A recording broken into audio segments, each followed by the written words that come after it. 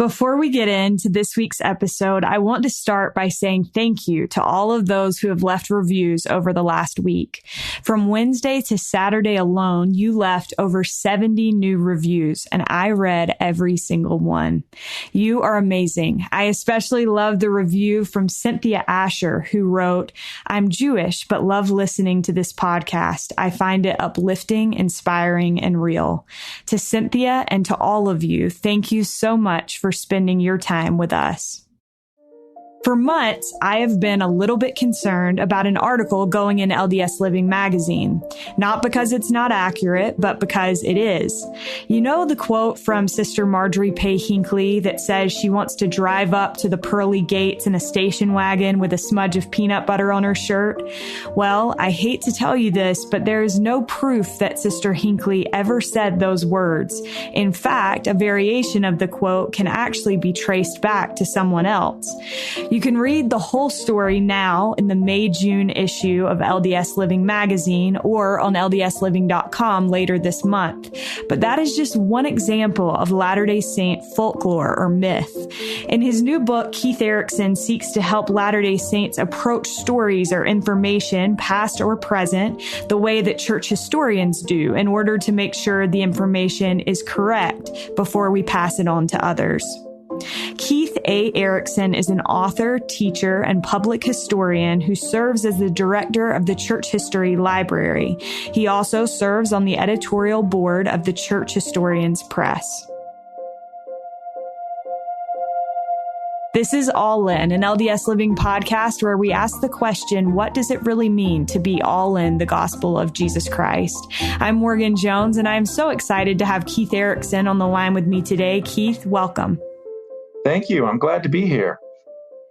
Well, I am so excited. I spent a good chunk of yesterday reading in your new book, Real versus Rumor, and I'm excited to talk about the things that you share. I think it seems to me like there is a kind of purpose-driven mission behind this book. And so I want to get your thoughts on why you felt like this book was so important to write and why you're passionate about this topic.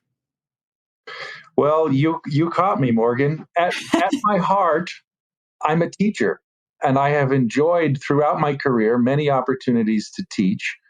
And for the past 7 years, I've worked as the director of the Church History Library. And in that context, there have been lots of questions that people have asked about history and church history. And at the heart of many of them, I identified that, knowing how to think about history would be helpful. And so this book is my attempt to kind of share the secrets of historical thinking. How do historians think about things? Because I think it will really help people who have all kinds of questions. Yeah, absolutely. Well, kind of as like a jumping off point, there's a line in the book where you say history is not what you think it means. And I wondered if you could share what you mean by that and why that's something that is important to know. Yes, I think this is a really important starting point. Most people encounter history in their school classrooms. And in that setting, it's presented as if everything is known. It's all in the textbook. The textbook is the official voice, the official answer. It's filled with dates and facts, and you memorize that and you spit it back on the test, and then you prove that you know history. But in real life, it's just so different. It's almost totally opposite. Because there is more than one voice. There's more than one experience. There are many records and accounts and journals and diaries and letters. And in fact, we don't know everything about the past. The past is gone. There's so many pieces of information and details are missing. And so we're always working to put the pieces together. And so a lot of times, the disconnect people feel on a specific question is really a bigger disconnect that they just thought their whole lives, hindsight is 20/20. We know everything about history. When in fact, no, there are so many things that we don't know. And if anything, history teaches us to be humble and acknowledge that we don't know stuff, and that's okay. That's so interesting. I just finished, I was obviously studying Jenny Reeder's new book first, and she talks about how Emma Smith didn't really keep a journal. And so much of what we know about her is from other people. And I think about that and I'm like, I think it's a good case for keeping a journal, because do we want other people to tell our story, or would we rather tell it ourselves? Yes, that's a great example. Emma is a very public person, a very well-known person, and yet almost everything we know about her comes through others, through their letters, their journals, their records. We have some letters from Emma. We have, notes from speeches she gave, but mostly we have to understand Emma through other people because that's all that's survived. It's amazing. So, Keith, in this book, what you do, and I think it's important for people to kind of understand the structure of the book. So you go through and you are giving people kind of laying the ground for how to look at both history and things happening today, things that we hear today, and how to tell whether it is legit. Real versus rumor.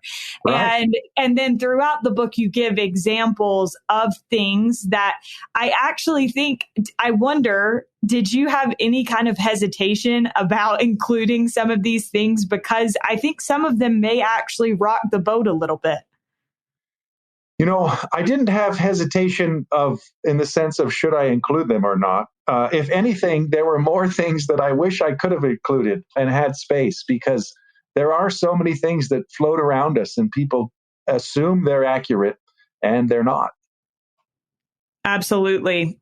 So you just mentioned that these things, they happen even today.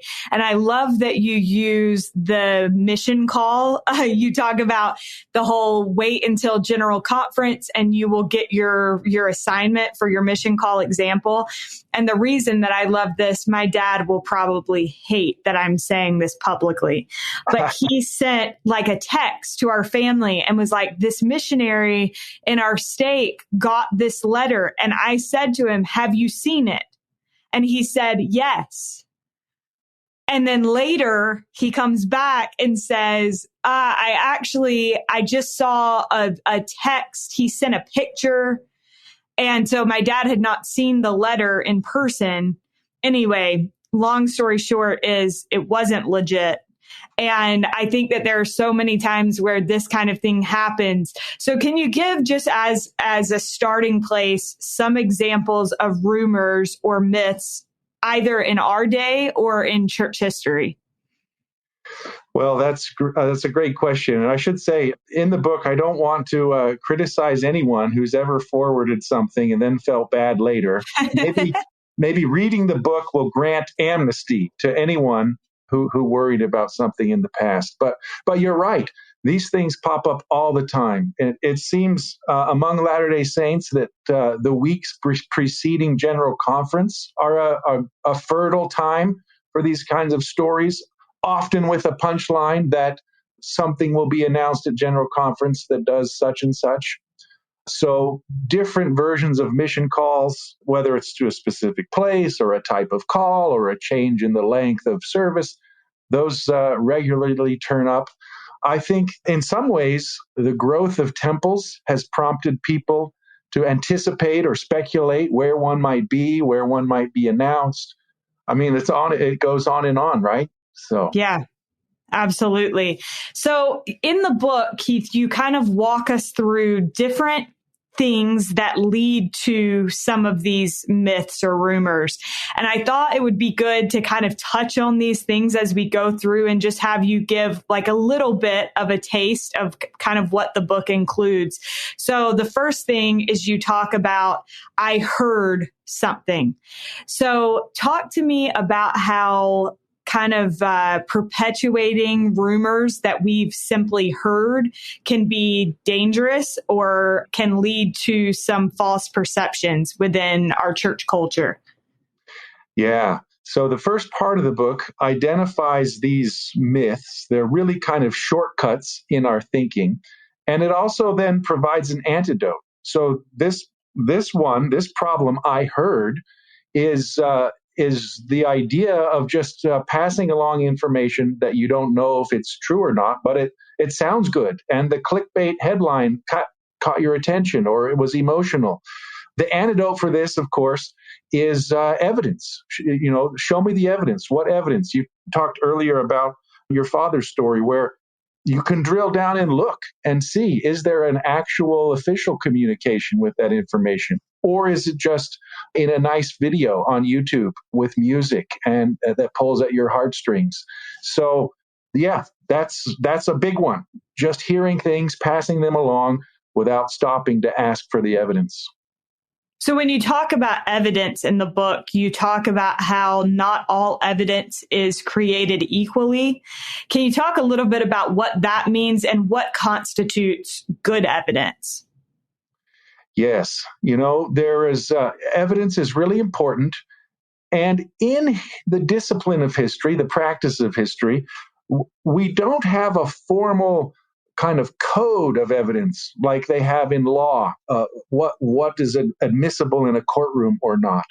We also don't have a lot of kind of theoretical or hierarchies of evidence. We don't have a big body of clinical practice like they do in the medical profession.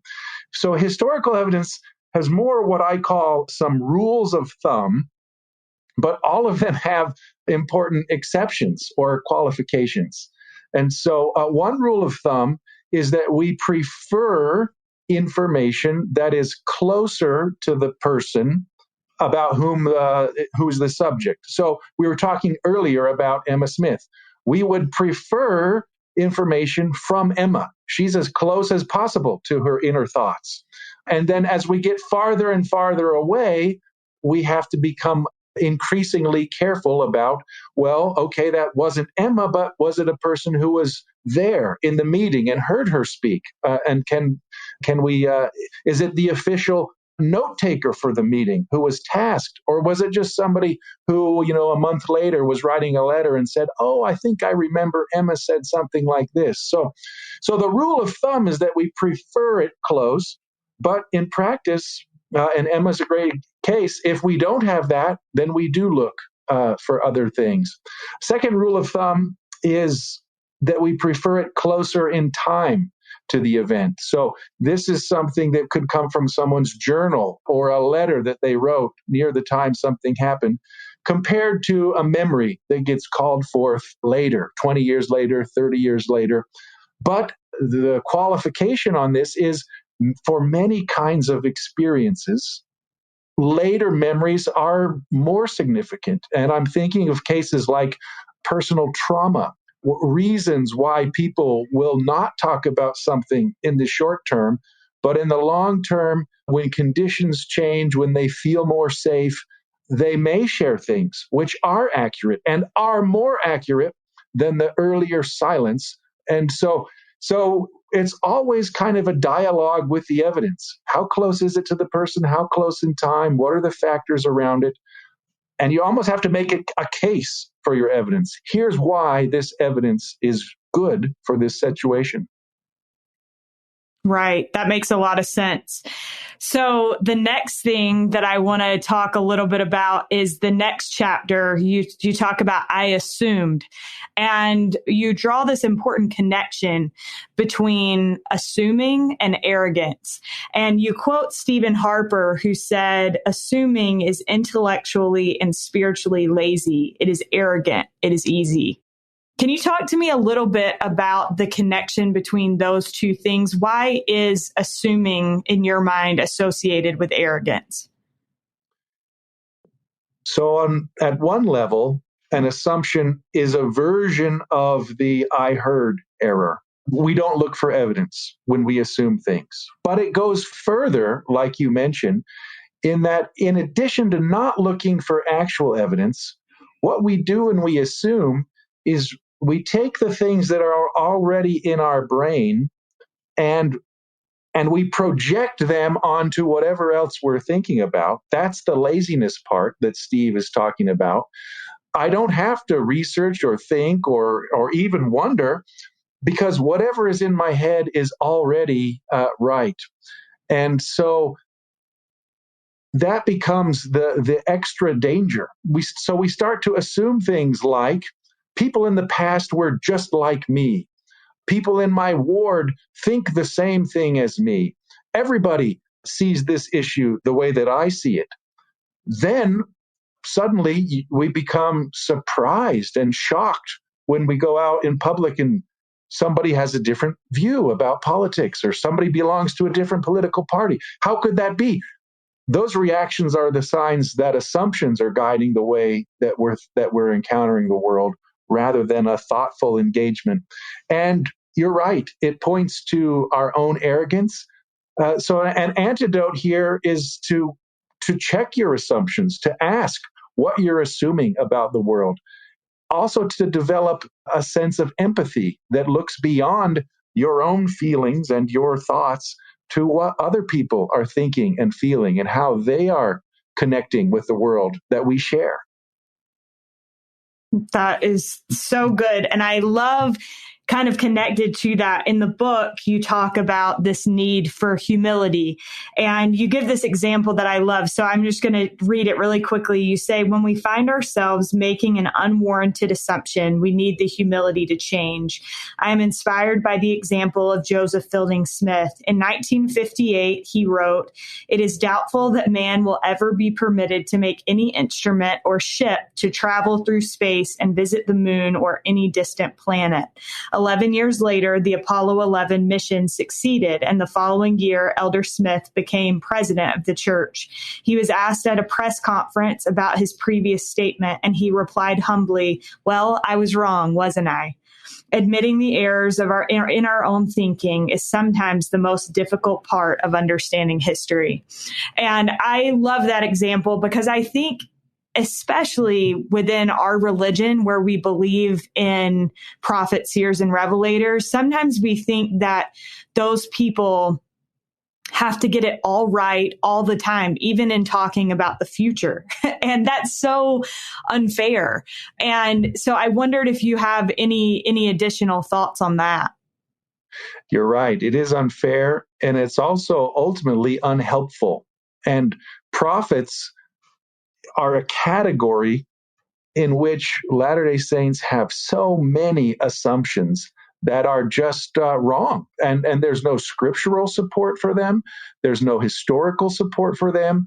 But yet they are things that we think about. And in fact, there were so many of these examples that they pushed out of this chapter into one of the appendices of the book, which just goes line by line through a whole host of assumptions about prophets. But the ultimate harm is if you assume that God works with prophets in some inaccurate way, then whenever you encounter the actual way that God works with prophets, and it's not what you assumed, that becomes a disconnect or a crisis even.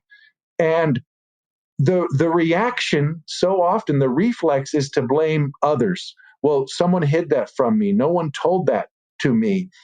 How could I have taught that on my mission? How could I have thought that my seminary teacher was saying that?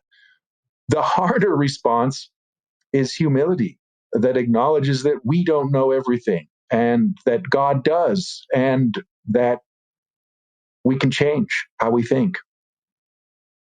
For sure. I am going to put you on the spot. I wonder if you could share a couple of those examples of assumptions as it relates to prophets that you mentioned. Sure. There are so many things. One of them is that every statement a prophet makes is worthy of quoting as prophetic or the doctrine of the church. You mentioned one. People assume that prophets know everything about the future. Just because God reveals some things about the future, no prophet has ever claimed to know every single thing about the future. Yet you hear comments like, "Oh, the prophet must have known." Well, he might not have known something. Another assumption is that for prophets, revelation is always clear. For us normal people, it's hard. We have to figure it out. But prophets always get clear messages. If you read the scriptures, the prophets they tell the opposite story. They're learning, they're struggling, they're wrestling, they ask, they get a little. Nephi gets an instruction: go back and get the plates. he doesn't get any more information about how to do that. It's trial and error for him to figure out how to do the thing that the Lord has asked him to do. Another common assumption, we could go on and on, right, is that prophets somehow speak in riddles, that there are secret messages hiding in their messages, and whoever it is on Facebook or the blog will say, I've got the secret decoder to this riddle that no one else has understood. So prophets don't make mistakes. Prophets never get tricked. All of these are assumptions that just make it hard for us to really see the hand of God working in the world. I think we just recently, I think a lot of people, and we had Richard Turley on this podcast, and I think a lot of people watched the Murder Among the Mormons documentary. And I think for a lot of people, that story, it's like, well, how could they not have known? And I think a lot of those assumptions fall into that camp. And I think one way to respond is to say, well, turn to the scriptures. Are there any examples of prophets being tricked? Why? Yes, they are. They regularly get deceived about their own children, the death of their children. So no, we don't have any scriptures that say prophets never, ever get tricked. In fact, Joseph Smith is told, you cannot tell the wicked from the righteous, just straight up. So he had lots of acquaintances in life that proved to be bad acquaintances, bad relationships to take into his confidence, but he did. Well, I think that's really interesting too. When Jenny Reeder was on the podcast, she talked about how Emma was a little bit less trusting of people, and that Joseph Smith had this kind of, he immediately trusted people and wanted to bring them into his inner circle, whereas Emma was like a little bit more cautious. And I think that's another important thing, is to recognize that people's nature plays into the way that they respond in different situations. Yeah, if only Joseph had listened to Emma on many of those relationships, it would have been a different story. It's fascinating. So, Keith, the next chapter, you talk about letting the facts speak for themselves. And I wondered if you could give listeners an idea of what you mean by that. Yeah, the myth here is that somehow there are facts that just exist pure and simple in the universe, and that just isn't so, and especially in history. Facts are pieces of information. They come from places, and the very act of bringing them together constitutes interpretation. And so everything is interpreted. And so the antidote to assuming that I can find a pure fact somewhere. Fact isn't like a rock that I can just find on the ground and say, here it is. The antidote is to always be aware of where that information came from, who brought it together, why, what was their purpose in doing so, what's their objective in sharing that. The facts never speak for themselves. It's the storytellers who assemble those facts and present them that do the speaking. And so we should watch for them.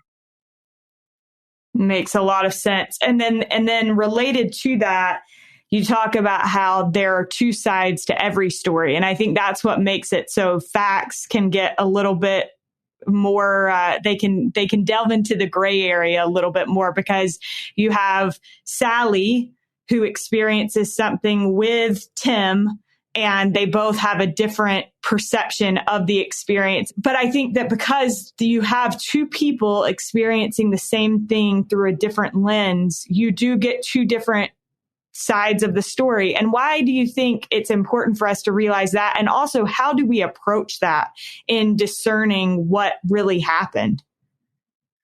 So the hidden myth that's buried deep in the way we think about things is a binary. And so much of the world gets framed to us, and this is larger than the church and larger than church history, but political decisions get presented to us as an either or. This party and its victory, that party and everything's going to hell. Journalists do it this way. Cable news shows will bring guests on and present both sides of the story. So much around us is framing things in these either or binaries. And the antidote is to recognize those binaries and call them out and acknowledge that there are other options. So one of them is that it's not just two. There may be 3 or 4 or 5 perspectives on that issue. Another one is it may be both. They may be excessively drawing extremes, but both parts have validity. Maybe there's a midpoint. A few years ago, then Elder Dallin H. Oakes gave us some really helpful language to think about things as good, better, and best. Those categories shift away from the either or and help us look for criteria.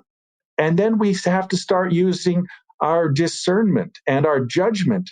We have to assemble evidence and say, this is better than that because it doesn't become just a simple either or. My team is right, therefore I'm right. And so the very framing of there being two sides is the problem that we really need to get rid of in our speech and in our culture. Yeah. You give some really, really great examples of these situations. And so I want to talk about a few of those. And I want to start with a quote that you have in the book that I loved. And I might pause as we go through this because I want some clarification for my own personal just assumptions in the stories that I've heard. But you write, many stories also contain exaggerations or distortions that get added later. Snowbanks deepen, pathways run uphill, even both ways, fish grow longer, the ordinary gets romanticized. Over time, the glass and pottery shards used in the plaster of the Kirtland Temple transform into pieces of the women's fanciest china. Okay, this is a story that I've always heard. Apparently not true. Well, it's an exaggerated story. So the truth is, they put glass in the plaster, which did give the Kirtland Temple a kind of shimmer, a kind of sheen. The exaggeration is that it was people's fanciest, most prized heirlooms that they sacrificed for the temple. The reality is this was a hardscrabble life on a frontier, and so they just hunted for glass wherever they could find it. So it wasn't this tremendous family personal sacrifice. It was just, hey, let's go look for building materials and let's find them wherever we can find them. So interesting. Okay, I'm going to continue with your quote. It says, artist Del Parsons' interactions with the employees in the church curriculum department who commissioned his painting, The Lord Jesus Christ, turn into meetings with general authorities who gave Parson specific instructions about Christ's physical features until Parson, in quotes, got it right. Exaggeration is one reason why people can feel angered by such stories because there are errors in them, end quote. So my question for you, Keith, is what are some examples of stories like this that can anger or even hurt people when the rumor is perpetuated? And I'd love to hear more about the Del Parson thing because I have heard that. When I was little, I remember hearing that story. I don't know that it's one that I necessarily took to the bank, but I'd love to hear more about how that story got exaggerated over time. Yeah, exaggeration works in two ways. One is that there are facts or details in the story that get amplified. The other is that there are facts or details in the story that get dropped out. So the Del Parsons story is an example of amplifying facts. The facts, the accurate part of the story is Del Parsons a painter. He was commissioned to do a painting. It was to be used in church curriculum materials, and so he interacted with the church employees who were responsible for those materials. That gets amplified by saying, that the artist doesn't report to an employee, the artist is reporting to a general authority. And then some of those assumptions we had earlier about prophets creep back in. So this person must have seen Jesus, and therefore counseling Del Parson what to do made it exactly what Jesus looked like because the general authority saw Jesus yesterday. That's the way that exaggeration works, by amplifying. An example of reducing information to exaggerate is might be the story of the gulls and the crickets. And because there were many threats to the Latter-day Saints in their early settlement in the Utah Territory. And that particular year, there were late frosts. And so there was an early warm spring. They had planted things in April.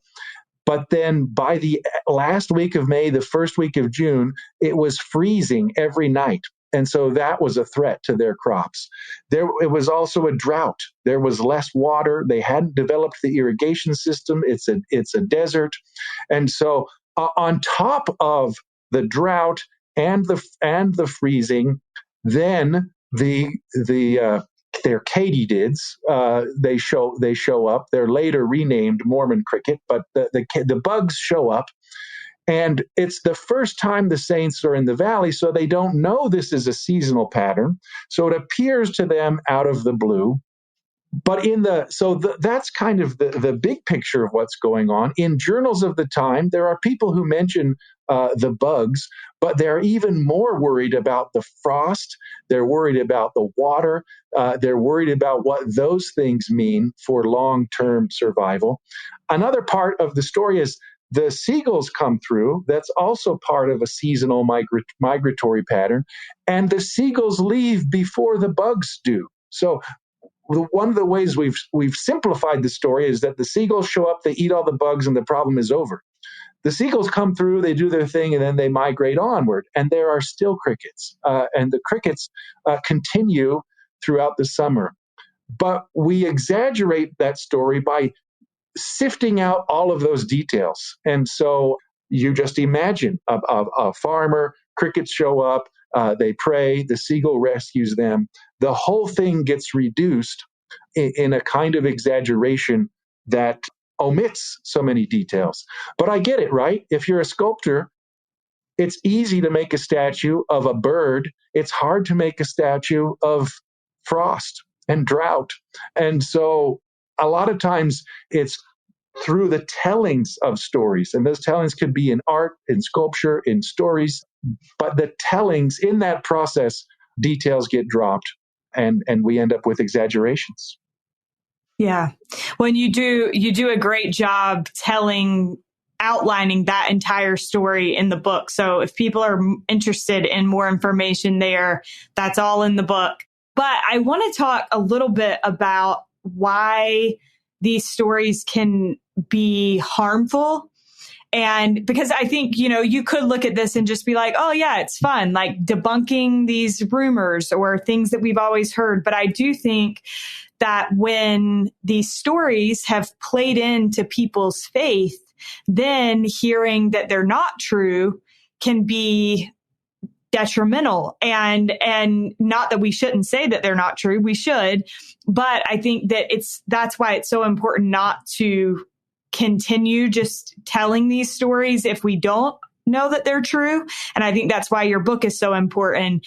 And so I wondered your thoughts about, why these things can be harmful. Well, you're right. Stories, information, these become part of our culture. They become part of our socialization process. We raise people up and teach them to do good by telling stories. They become part of our identities as a people, as a community. They become shorthand for how we talk to each other, how we interact with each other. So yes, when you find an error, a flaw, an exaggeration, a distortion, and it's there embedded in your upbringing, in your education, in your socialization. It's embedded in testimonies that you've heard born at a church meeting. Then one reaction is, and I think this gets back to that either or myth that we were talking about earlier. One reaction is to throw everything out and say, well, if there were exaggerations in that story, then maybe my whole testimony is wrong. I think that is not the effective way to respond. And so we need to look beyond the either or. And can we acknowledge that I could be inspired by something that's inaccurate. Sometimes that happens. Something inaccurate can inspire you. Does it change the inspiration? No. Does it change the fact that you worked hard and made a difference? No, it doesn't change that.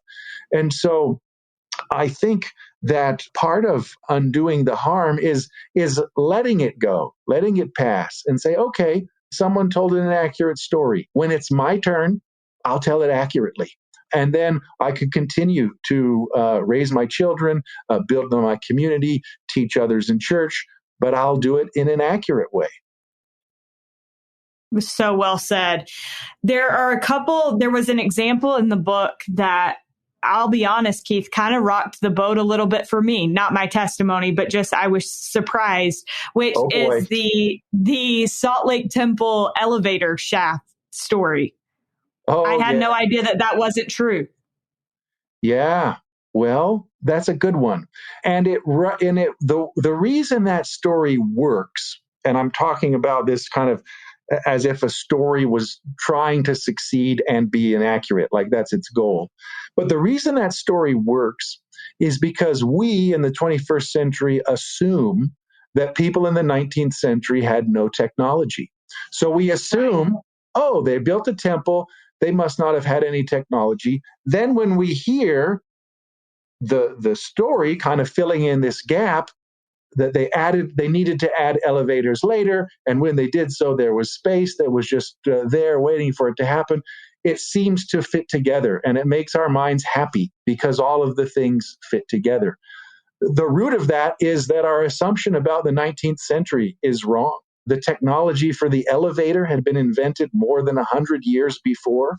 By the 1890s, Salt Lake City already has electricity in places. The building is built with fire standards, some certainly not current construction standards, but this isn't an Adobe hut or anything. They are building this because by the late 19th century, there are skyscrapers, there are large buildings, there's a need to move people up and down floors.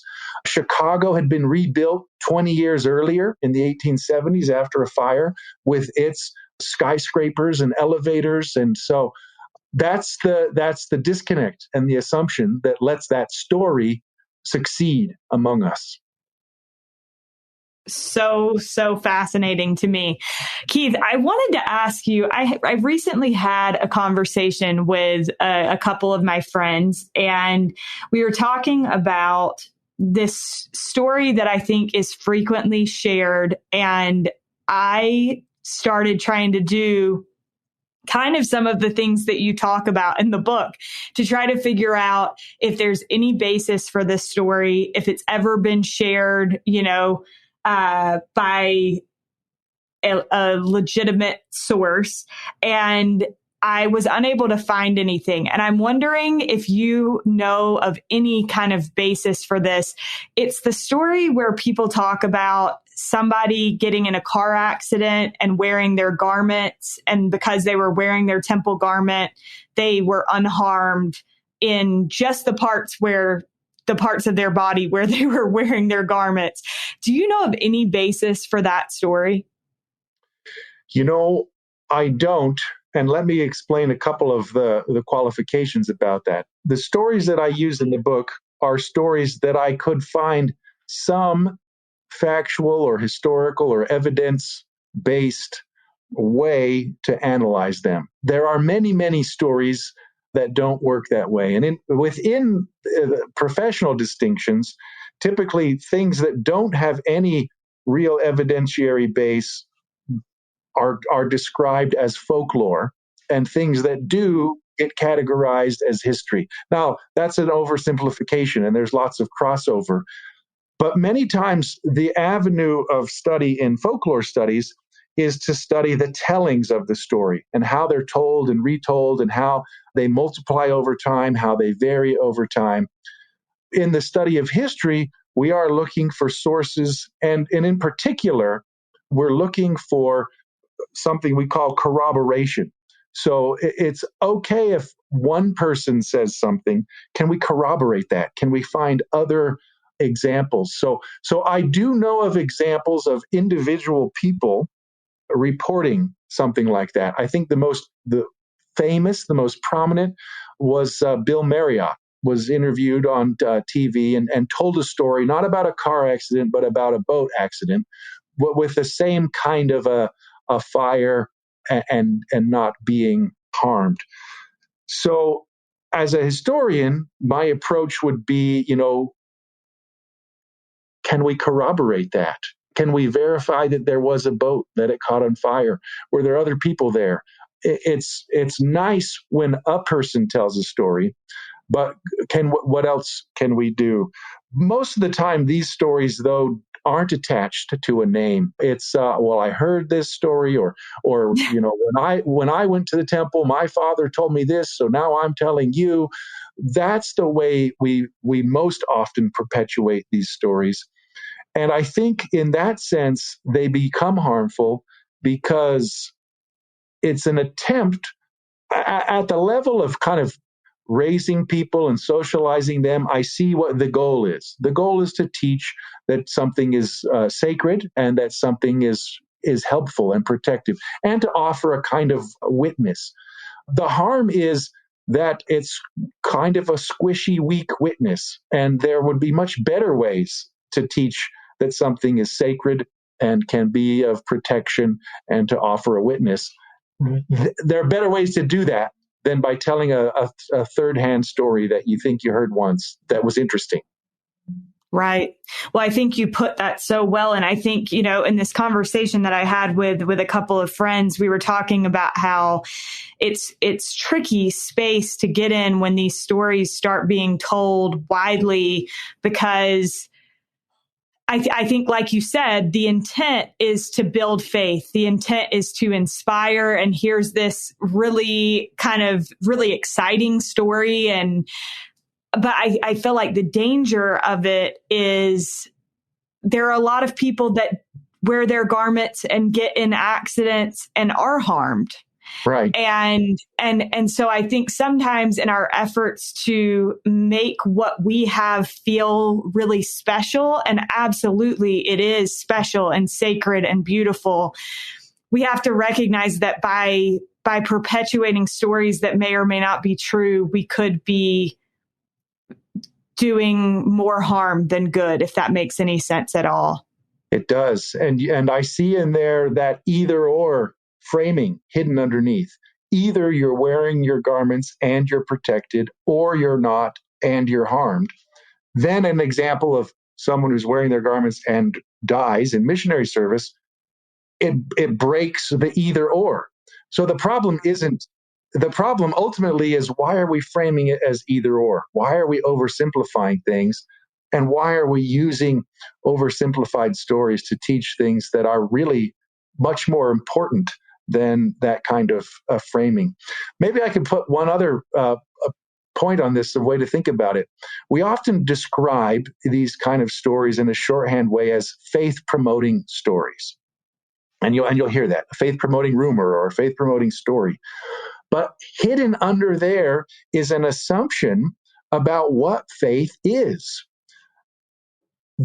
Frequently, the kinds of stories assume that faith is a passive thing, that it works best if you cry or feel emotional or feel scared. But another way to think about faith, one that President Hinckley used, was to think about faith as a muscle that you develop. So if I assume that faith is just a kind of feeling that needs to be fed, then I'll feed it Twinkies. But if I assume that faith is a muscle, then I'm going to work it. Then I'm going to exercise it. Then I'm going to think. A faith-promoting story won't be something that I don't have to think about. A faith-promoting story will be something I have to wrestle with and ponder and pray about. But it's how we assume faith to be and to operate that guides how, or even without us thinking about it, it influences how we assume we will strengthen people's faith.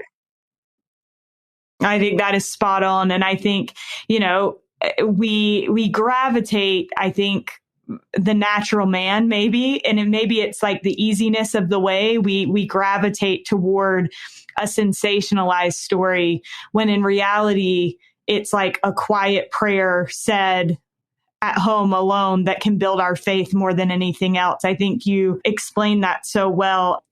I want to talk before we wrap up. In the book, you say this: we are responsible to learn all that we can, quote responsibly, help others who struggle, and understand God's dealings. I wondered for you, Keith, why you believe that this is important in our efforts to become better disciples of Jesus Christ. Well, it's interesting. When Jesus talks to disciples, he demands things of them. He demands our mind, our heart, our might, our strength. And I think about some of, my past experience with Elders Quorum. The Elders Quorum is really good at calling on my strength. I get called to help people move and to shovel their snow and to rake their leaves. But what about the rest of the parts of discipleship? People will sit back and say, well, the church never told me this. But Jesus isn't saying, sit back, relax, I'm going to tell you everything. He's demanding our mind, our might. He's demanding that we do the work to study and learn. Ultimately, it's our responsibility. And one of the most beautiful teachings in many beautiful teachings is that part of our salvation is our intelligence, what we learn, what we know. And that goes with us in the next life. And so it's our responsibility to not just click like and say, oh, that was funny, but before we share something, to figure out, is this real? Is this really accurate? Is this a sound story that I should share? Those are the things Jesus is expecting of us. You just touched on something that I think is so important. So before we get to the last question, I want to get your thoughts on this. You said, we don't just click like. And I think that this is something that in our society today, in our culture, we have social media, and it makes it even easier for these stories or Latter-day Saint folklore to spread like wildfire. So how do you think that social media has affected the spread of these things? And why does that make it even more important for us to be educated in our approach to history and even myths and rumors today? Well, I think social media certainly amplifies the way things can be spread, but I ultimately don't think it's the root cause. I think Latter-day Saints put inaccurate quotes on their refrigerator magnets long before there was Pinterest. And I think Latter-day Saints told inaccurate stories in their Sunday lessons long before you could put one of them out on your Facebook page. So I don't think social media is the cause, but I do think as a kind of social system for communication, it is certainly designed to spread information, and it encourages people not to think about it. It's designed and optimized for likes, clicks, sharing, reposts, and it's designed to send all of that at you in a quick, rapid way as you're doom scrolling through everything that you see going on in the day. And so it just becomes an environment where we need to take extra care, knowing that the environment is built to encourage us to spread things faster. We need to just pause and take that second thought and be extra cautious in that environment. The same way as, when you're walking down the sidewalk, you don't always look for a car to hit you. But when you're about to cross the street, you look both ways because my danger of being hit by a car increases here. I think that happens in social media with our thinking. We should just be more alert to the possibilities. Absolutely. And I think that's, with social media, it's not just a couple of hours at church on Sunday. And so I think that is, you make a valid point that it's something that's just more present in our lives and a part of everybody's everyday routine. And so that makes us perhaps more susceptible when we're constantly immersed in it. Keith, I so appreciate the thoughts that you've shared. And I think that this is something that, you mentioned a couple of answers ago that sometimes people are like, why didn't the church tell me this? Or why haven't I heard this before? Or why did I think that story was true? And there have been a couple of times on this podcast where we've talked about a tough topic and we'll get some messages and people will say, why have I never heard this? And it always makes me a little bit sad. But at the same time, I feel grateful that we live in a day where we are part of a church that is striving to be transparent and striving to help people become more educated disciples of Jesus Christ. And I think that is what your book is capable of helping people do, which I think is just awesome. And so I appreciate your work and thank you for everything that you're doing. My last question for you is, what does it mean to you to be all in the gospel of Jesus Christ?